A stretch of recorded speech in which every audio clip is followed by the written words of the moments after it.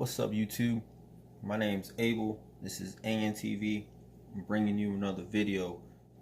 So I'm very excited. My kids are asleep, so I can't, get too loud. But I picked up a new bike. This is my new bike, and I just want to do a video on it before I get it all dirty and get it all messed up. So it's the beginning of a new year, and I got me a 29-inch bike. I'm really excited about it. I've picked it up, say 2 or 3 weeks ago, and with the weather and the work, I just haven't got to take it out. Or I've shot this video 3 times, and shooting this video 3 times, and I haven't been able to put something together that I like. So I'm gonna go through the bike, explain everything about it that I like, took in some notes on the bike, dissected it a little bit, and I'll just like to explain what it is and what I like about it. And this is my new bike for the year, and really excited.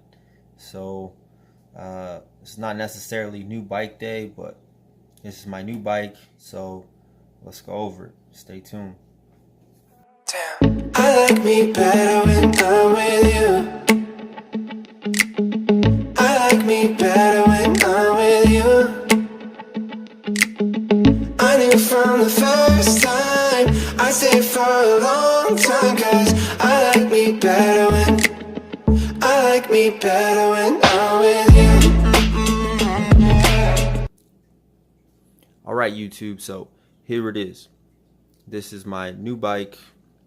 It's a Trek 2019 Xcaliber 8, and it is Cardinal Red, 29-inch, 17.5 frame, and let's get into it.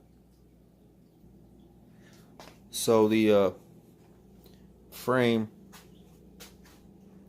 is the Alpha Gold high performance aluminum frame. Has the taper head tube and the G2 geometry. Front, here's the fork. So the fork is the RockShox 30 silver. It's a solo air. It has the lockout. It also has the rebound. It's 100 millimeters of travel, and at the store they told me to get it serviced. It's $160 a year to get the fork serviced. So yeah, the rear hub, or the boost, it comes with the boost 141. Alright, so with the rear boost 141, it has the stronger, stiffer wheel, and also gives you more tire clearance if you want to put big tires, or have a little bit wider tire on there. It gives you that clearance. The difference between the 8 and the 7 is for the Xcaliber, is the wheels come tubeless ready. So with the 7, I think you would have to pay to upgrade everything. But the reason why I went with the 8 is just to get the tubeless upgrade. So after I wear out the tires, if I want to go tubeless, I can. It's already ready to go tubeless. So that's the difference between the 8 and the 7. Tires are 29 by 2.20. So here's the tires. And the tires are a little bit dirty. I took it around this light trail by my house, but I've not got to ride it yet. So here's the tires. You can see they're dirty. Nice saddle. The drivetrain is a Shimano Dual Products. The derailleur though is really nice. The derailleur is the XT. The derailleur is the Dior XT. It's the XT M781 Shadow. The way it's designed and built, it has good products, so it's less likely to get knocked around. And then the way it's made, you can actually get a lot of mileage on them too, so that's really nice, and it shaves a few grams of weight off. So should be durable, get a lot of miles out of it, and shaves the weight off, just great. The crank's a race face, and it's not made out of carbon, but it's made out of 60-66 aluminum, aggressive styling for high strength to weight ratio. Retains the same 3mm range chainline adjustment feature as the high-end X-type cranks, so it's a pretty decent crank. And then what I really like about this bike is the handlebars. Handlebars are 720 millimeters wide, and it just feels crazy when you ride it. Frame feels super light when you ride it. Really nice grips. About the frame, Trek does this thing called Control Freak, and if you go on YouTube and check out Trek's page, they have a video on it called Control Freak, and they have 55 different ways where they can put your cables through the frame, so that way it looks less messy. So like this has the cables going inside the frame, and then this is like the only one that's out. But so the Control Freak is to make the bike less messy and get all your routing internally in, so that's pretty cool. So this is what I got from Trek's website. It says G2 geometry, advanced frame geometry, and a custom offset fork gives Trek's 29ers precise handling at low speed without compromising high speed stability. It's called G2 geometry, and it's why their 29ers handle better than anyone. Also, with the frame, the tires aired up and everything, it still weighs less than 30 pounds. So, you know, that's pretty cool. So this bike, it's, you know, it's nice for a beginner like me. I was going between this and the Roscoe, the Trek Roscoe, and if you don't follow bikes, the Trek Roscoe was made for a bike to have like thicker, it has like way big tires. It has the same equipment, just bigger tires, and it's made for more of like just trailing, man, like, you know, tearing up the trails, shredding and all that stuff. But this bike here is great on climbing. And then also, if I want to get into racing, I can actually get into racing with this bike. So, and that's why I went with the tubeless ready setup, and so that's going to be really cool. So I got a lot of work to do before I can sign up for a race, but that's why I chose this bike over the Roscoe. It's cardinal red, like I said.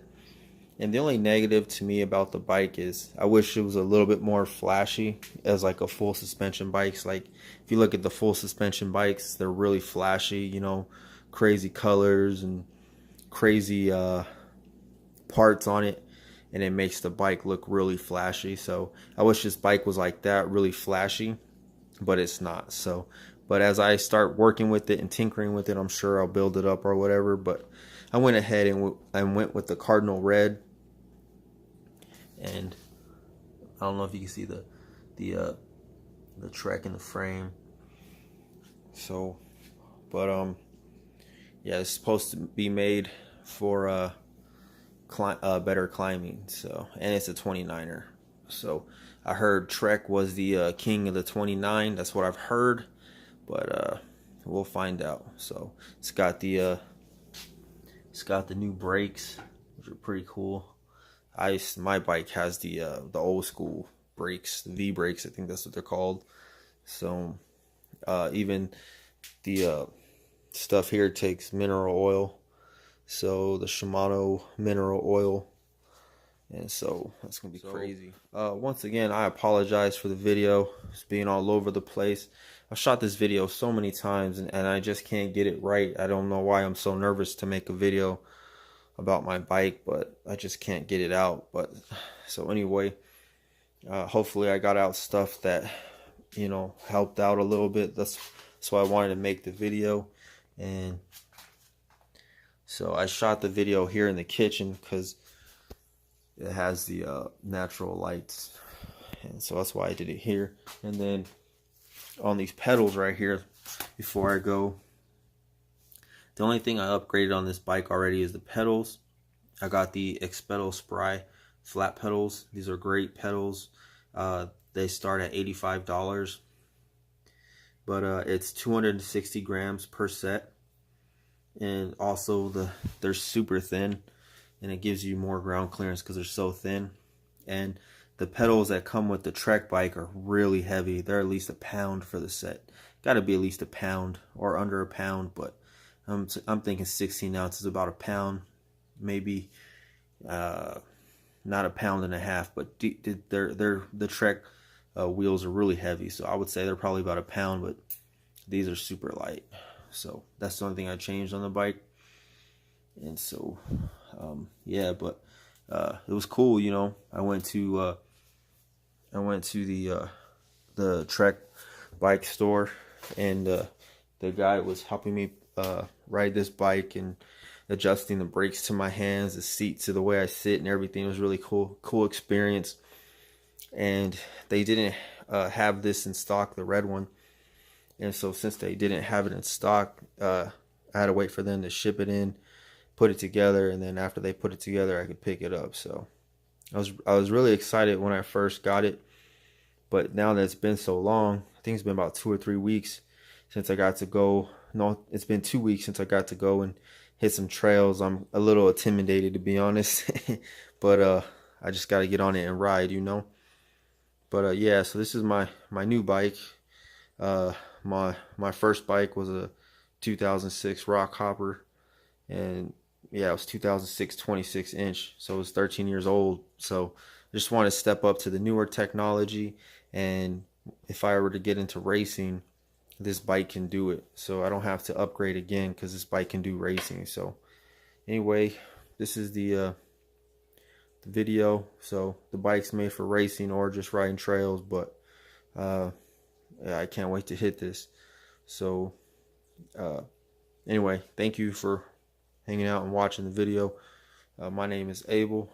This is ANTV, and I will see you on the next one. Peace.